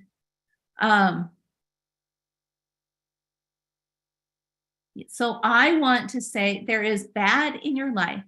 There's bad, but how will I show up? In other words, what will be my emotional response to the negative? Will I observe it as an experience that I'm having, or will I look at it as an experience that is defining me? Okay, listen to the difference there. The bad that shows up in my life, will I look at it as an experience that I am having, or will I look at it as an experience that is defining me? That's a super key point, you guys. How will I look at the bad? I'm going to say it one more time because it's that important. I am experiencing life, or life is defining who I am. Which one are you? Are you A or B? Are you 1 or 2? Are you number 1, that life is, I am experiencing life. I'm experiencing it. Or are you number 2? Life is deciding who I am. So which one? How about which one do you want to be? Put it in the chat. A 1 if you want to be the person who is experiencing life, and put 2 if you want to be the person that life defines who you are.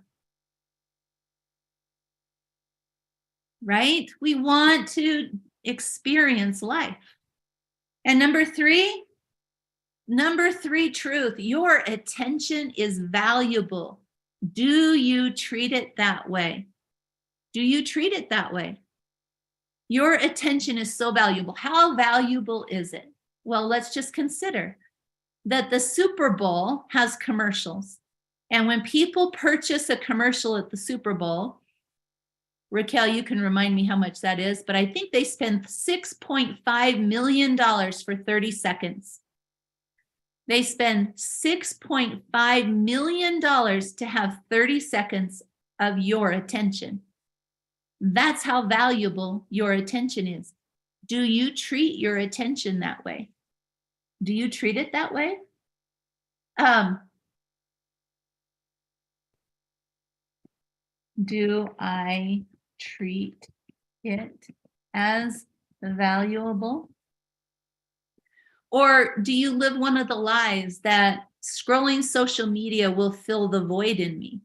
Or numbing myself by eating junk food or eating too often or eating in the wrong order or at the wrong times?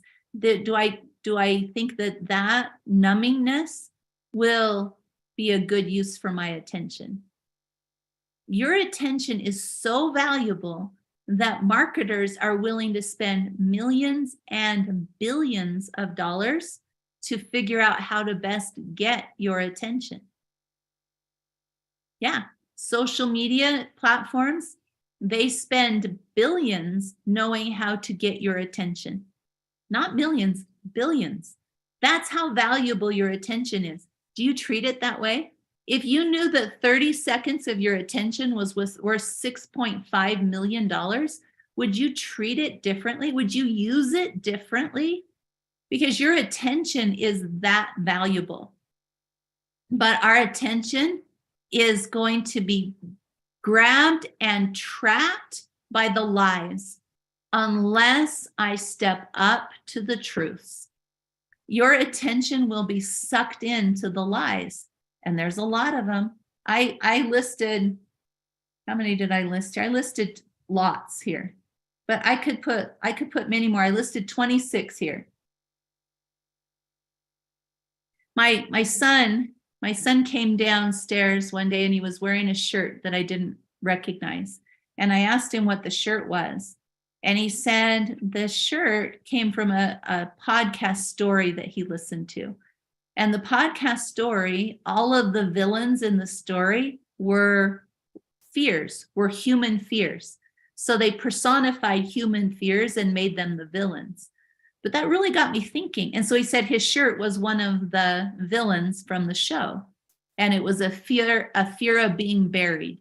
So one of the villains was being buried. What are the villains in your life? What fears get so much of your attention that they are winning you because you're not using your superpowers? Because your attention is sending that message to your brain of what's important to you. And so, yeah, sure, we have to acknowledge that we have fears. This is a slide I used in my breakthrough coaching recently. I said that we have two kinds of attention. We have a head attention and a heart attention. I call them focus here, or attention. And when our head focus or our heart focus is clouded by past, it keeps us stuck in our comfort prison. And if we align our belief with the future, but our emotions are still aligned to the past, we are misaligned and we will take the path of least resistance. And the path of least resistance is back to the comfort prison. Our attention is drawn to the fears in our life, the villains. And so as long as I'm giving more attention to the villains in my life, I can't move to what I want. I sacrifice my free will in the name of my past. Your attention is valuable. Do you treat it as valuable? That's the thing. Our future has no emotions on it. None. Our past has all emotions. But the thing is, the future only has the emotions that I place on it. The future only has the emotions that I place on it. So one of our greatest superpowers is the ability to choose one thought over another and to choose to put new positive emotions into our future. A butterfly doesn't look back at the caterpillar in shame, just as you should not look back at your past in shame. Your past was part of your transformation, and you are still transforming. And did you know that transforming is actually fun? All animals are the most playful when they are making new brain connections. So my example here is last week, my husband and I both decided to email people that scared the bejeebies out of us because they're really big people compared to where we view ourselves. And both of us got we got giddy after we did the hard, scary thing. Growth is actually playful. When I do scary things, I actually get a playful, happy dopamine rush. So I emailed this person, and as soon as I sent the email, I had to like go giggle to my husband and say, "My gosh, I did it! I emailed this person." And then when my husband sent his email to his hard person, he came in and he's like, same thing. He's like, "Oh, I did it! I'm so excited." And then when this big person emailed me back and agreed to do this interview with me, oh my gosh, I am so excited.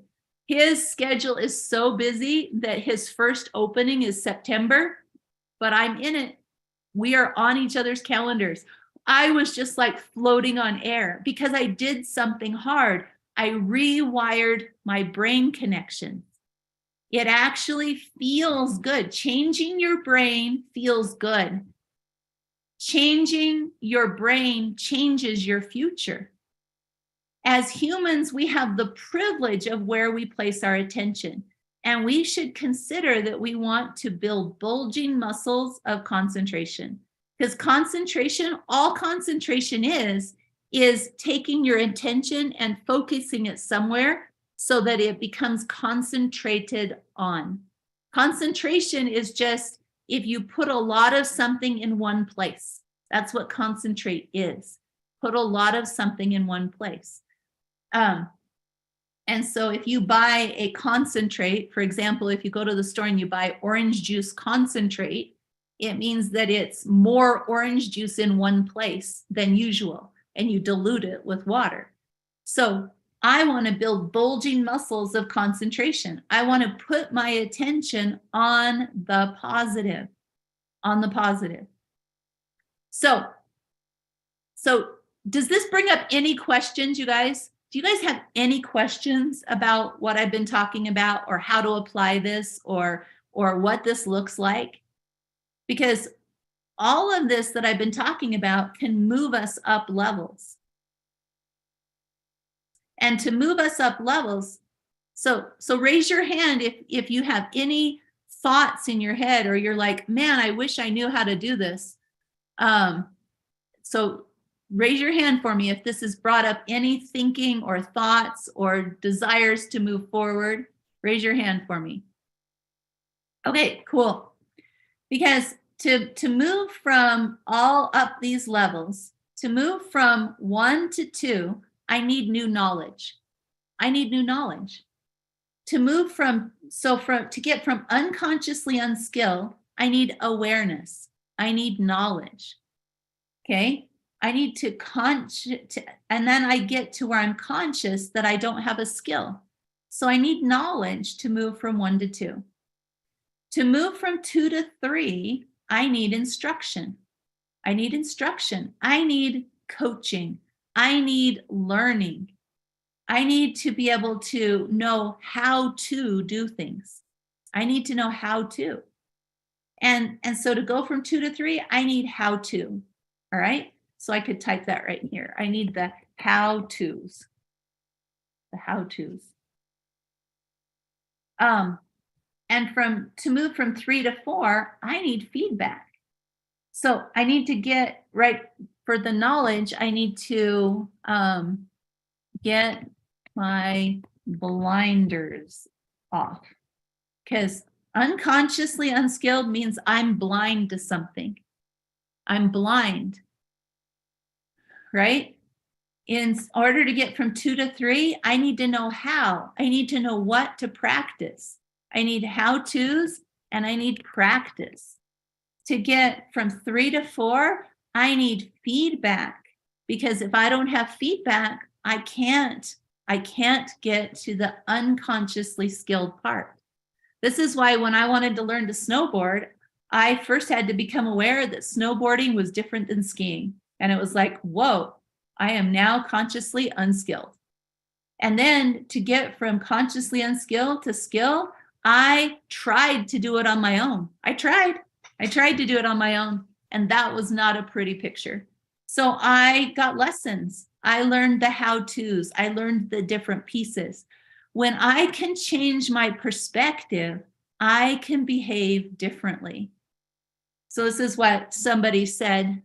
One of my mentoring clients told me recently. They said, I absolutely would love working with you, Anne. As a mentor, Anne helps me see things differently. And when I can see differently, I can do differently. So when she told me that, I asked her to write it down so I could share it with you guys. When you can see differently, you can do differently. But we need to see, and then we need the how-tos, and then we need the feedback. And so imagine if you were working with me and I was watching you and showing your blind spots, and I was upgrading your perspective and then giving you the how-tos of what to practice every week for 14 weeks.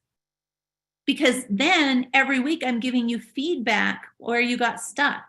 I'm giving you feedback and I'm helping you practice the next step. Because we can try and do it ourselves. We can totally try and do it ourselves. But the reality is we can't get up these levels fast enough with the world moving as fast as it is, and how many lies are being pounded at us and how much your attention is being sucked away. We can't move up these levels fast enough on our own. We can't. And so that's why I created Breakthrough Coaching. That's why any of you that have been through my Breakthrough Coaching program know that it takes you from the place of unconsciously unskilled through these levels. And so, where is my slide? Hang on. Right here. I went through all of these things. It took me 12 years. And so, for example, I told you about that book, Evolve Your Brain. That's 18 hours of hardcore science, but it doesn't tell you how to do it. It just says, this is what's going on in your brain. I've taken 12 years of making all of these mistakes, and I've poured them down into 14 weeks of concentration that pulls you from where you are to where you want to be. And if you've been through my Breakthrough Coaching in the past, like any longer than 4 months ago, it's completely changed. You guys that are in my Breakthrough Coaching, can you collaborate that? That things have totally upgraded in the last 4 months. Is that true? Tell me in the chat if you agree with that, because I have been totally upgrading me in the last 4 months. And so Breakthrough Coaching helps you activate the happy center in your brain, become inspired by your life rather than overwhelmed by it. Break through old patterns instead of spinning around and around and around. It's time to quit getting beat up. Adjust your perceptions and experience for more happiness in your life. Have more forgiveness for yourself and in your relationships. This is what I want for you. This is what I want for you. And I want it sooner than years from now. Sooner than years from now. And so, yep, Tori says it's true. Kelleen says it's true. Brenda says it's true. Yep. And so if you haven't been in Breakthrough Coaching for a while and you want to come back, you should message me. You should message me. Because if you want to know if Breakthrough Coaching is for you, this is how you can get on my personal calendar. And I will call you and I will talk to you and I'll help answer all your questions so that you can view you as capable of getting up through all of these levels and becoming the person you create yourself to be. And so what I would like for you to do, is to be able to have answers to your questions. So because I had technical difficulties at the beginning of class today, and because I want you to be able to ask your questions, I'm going to do something a little different today. If you know you want to have me help you and you want to be either in my breakthrough coaching or my personal mentoring, then I highly recommend you click this link, or you scan this QR code, or you type this in your URL and you book a call with me. You book a call. Those of you that have ever had a phone call with me, you know that even the phone call changes the way you look at things. I highly recommend you do this. But because of all those things that have happened today, I am going to hold a Q&A class just for people who registered for this webinar tomorrow morning from 9 to 10:30. It's 90 minutes long. And you are going to have the opportunity to come off mute and ask your questions, because I'm really hoping that today I sparked new ideas in your brain.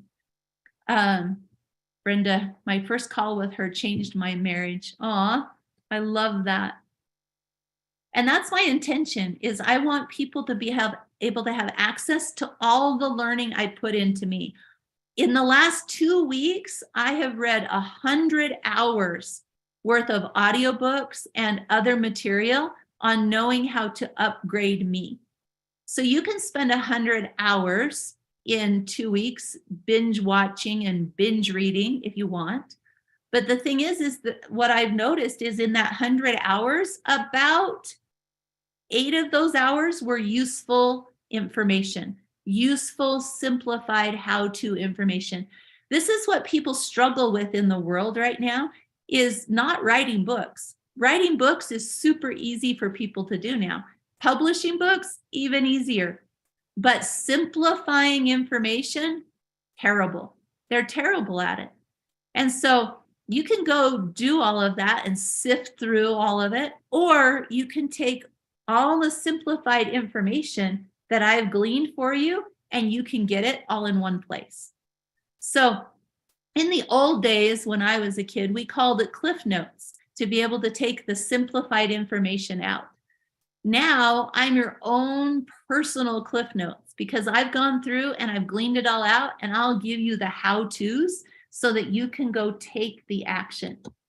So tomorrow morning, Adam's going to share a link in the chat for us, and you don't have to register, but you will need the Zoom link. So this is the Zoom link for tomorrow morning. It is 3ke.to/3truthsQ&A. Q&A. So let me type that for you. Let's see, where will I type that for you? I'll just type it right here. So for tomorrow morning, we're going to have a Q&A. Now, the way the Q&A is going to work, so this is the Q&A. Whoops, I guess I better do it like this. Q&A with Anne. So this is for you guys, because you were, because you came and you stayed till the end. Come on, here we go.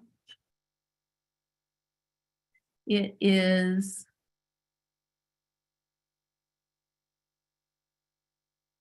Three Truths.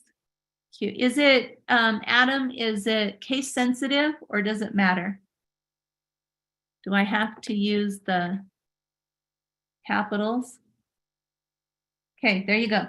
There is the link for the Q&A for coaching, or the Q&A with Anne tomorrow morning, not case sensitive, right? When you spend 100 hours, it equals 10 times that much because of what I've already learned. Love that.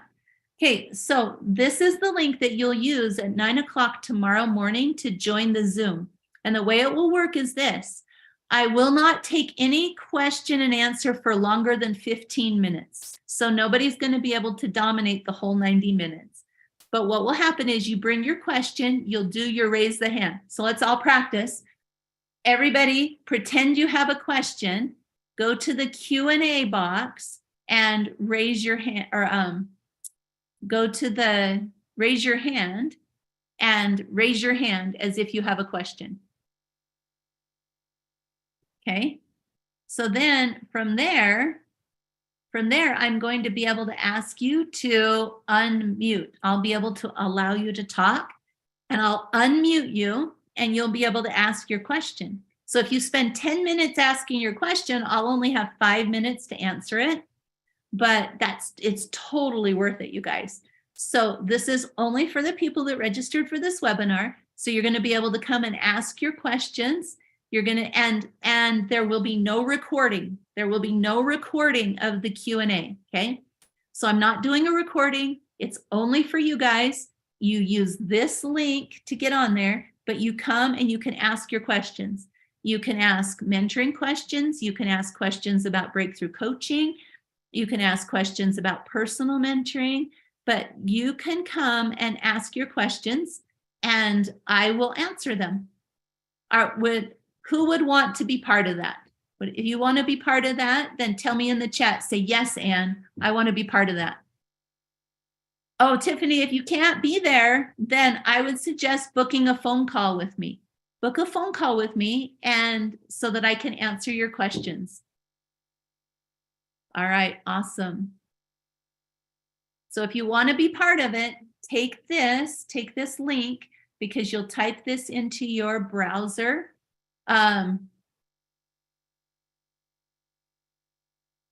There you go. Awesome. You guys want to be there. Yeah, so I won't be recording it. You come, you ask your questions. I'm going to answer your questions, and we're going to chat for 90 minutes tomorrow, 90 minutes tomorrow morning. If you want to be part of, so let me take this off of here. So this is the Q&A with me tomorrow morning. If you want to be part of Breakthrough Coaching and you want to ask questions about that, schedule a phone call with me, okay?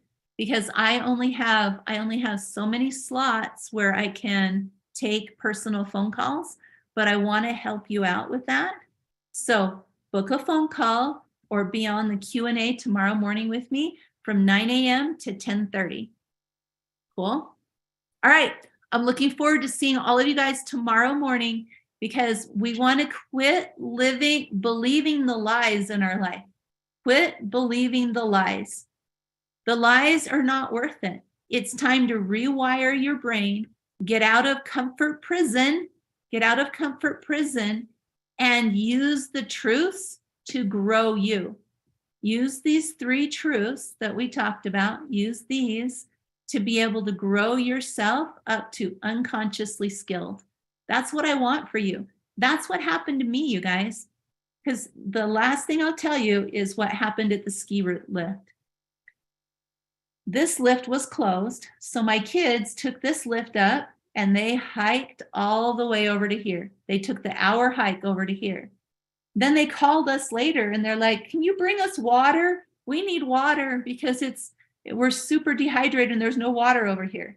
So my husband and I had been doing the little hill. We got on the lift and we picked up our snowboards and we started walking. We started this long walk. Here's a picture I took as we were on this walk down to the bottom of the ski resort where they had made a giant water skimming pool. So we're walking across. And the guy that we had asked, the ski patrol guy, how far is the walk?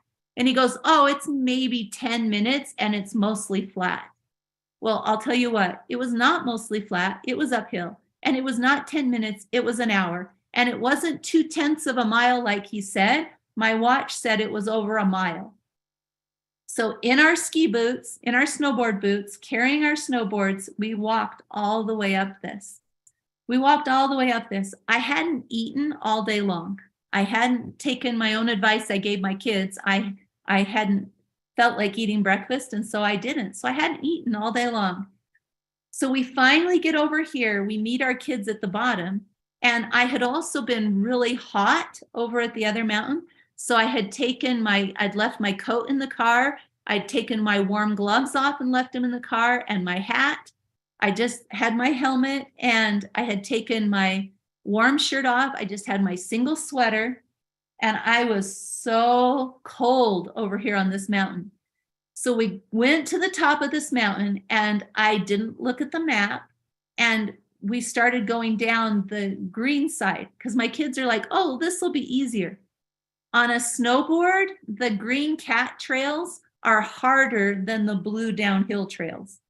So we were over here trying to go down this. I had no energy. My legs were wiped out. I had just walked. It had taken over an hour to walk over here. I had no energy, no muscle strength. And I was like, oh my gosh, if I go to the bottom of this lift and have to come up again, I don't have the strength. And so what happened was about right here, I took my snowboard off and started walking down the mountain, because to do the turns on these cat trails on a snowboard is much harder because these tree lines are straight down. So if you don't have room to overcorrect like you do if you're going straight down the mountain. I was exhausted and I took my snowboard off here and I walked down this entire mountain over to here, down to here, and then I rode my snowboard. This is where the cat trails ended, was right here.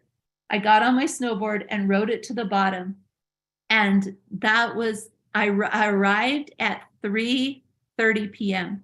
and the ski resort closes at 4. And so I just had a very arduous experience. I was so exhausted. I was so tired. And the old me would have looked at that and said, see, I shouldn't have come to the mountain.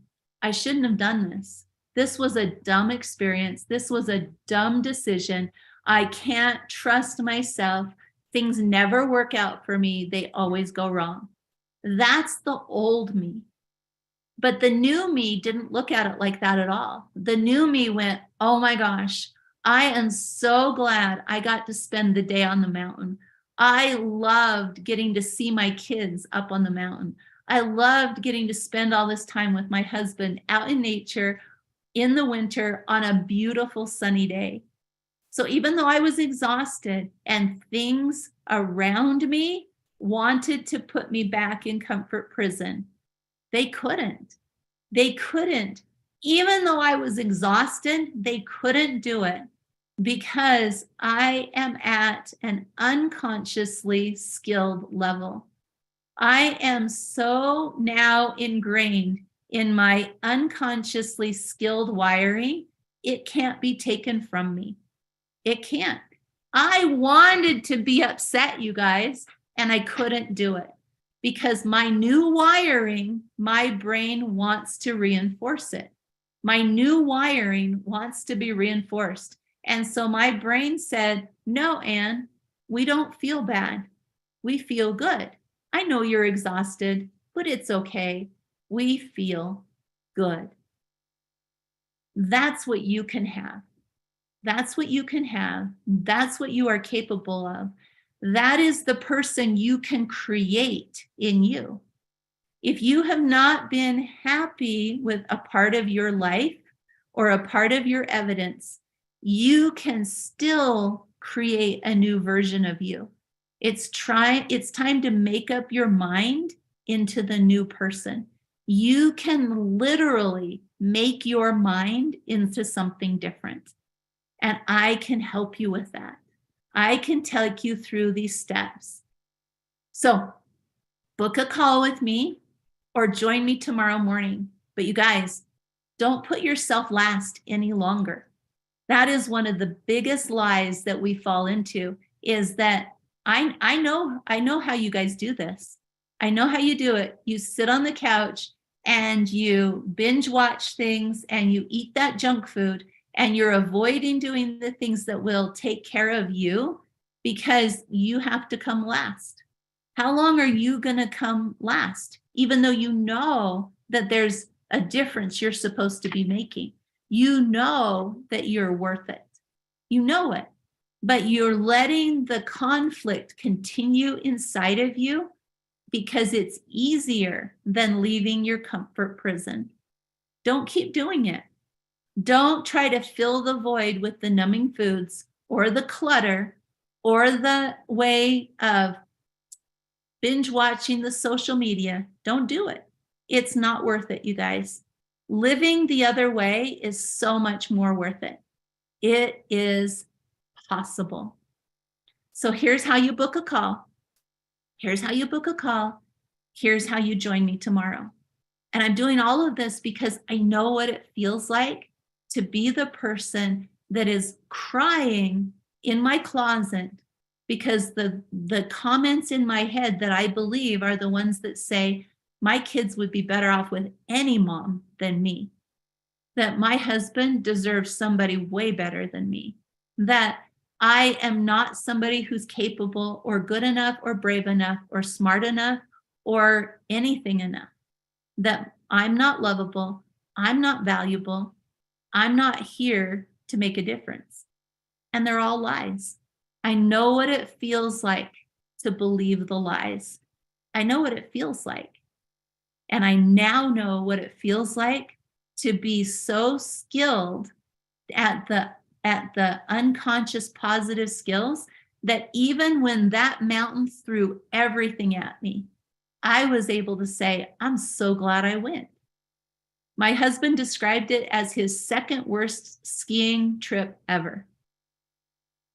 Second worst one ever. And you know what? I love every memory of it. Every memory. Let's take you to unconsciously skilled. We got this, you guys. We got this. Okay, I can't wait to see you tomorrow morning. Thanks for being here. Let's go use the truths. Let's go rewire and create you. See you tomorrow.